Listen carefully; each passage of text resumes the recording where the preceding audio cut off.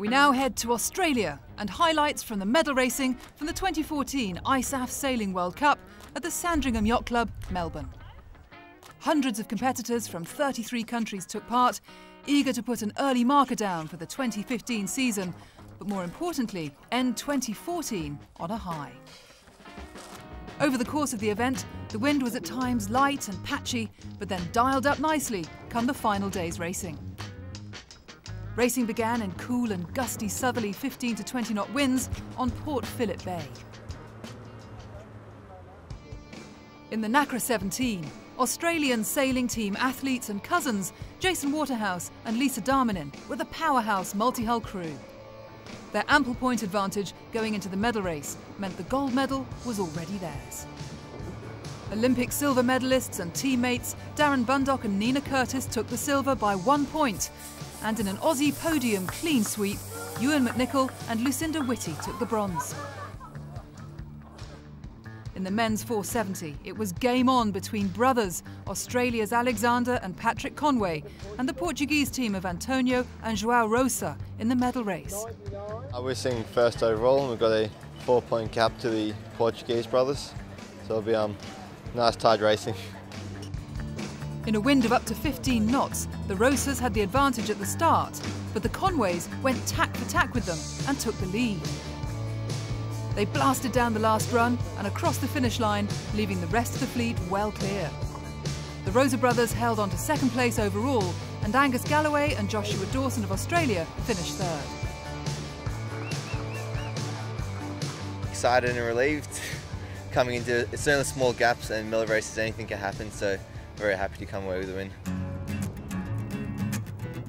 In the women's 470, new Australian pairing of Sasha Ryan and Amelia Catt took the class by surprise, beating two-time Olympian Jenny Lidgett-Danks and her crew Jamie Ryan to take gold.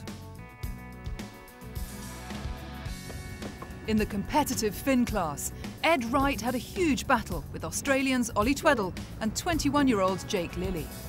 In varying conditions, experience told, with Ed Wright constantly covering each move from Tweddell and Lilly to take the hard-fought win.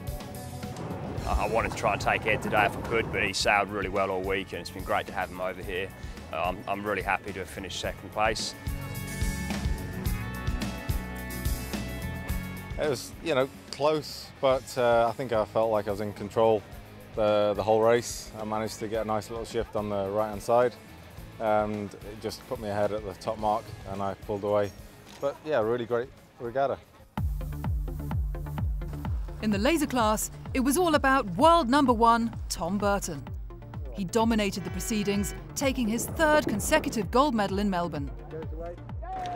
Yeah, it's been good being here in Melbourne. We've had a good week, pretty much sailed every day. Probably one of the windier events that we've had this year, so yeah, it was good to win again. Second place finisher, Australian Matt Wern, is in unbeatable form, but things could change in 2015. Third was New Zealand's Michael Bullett.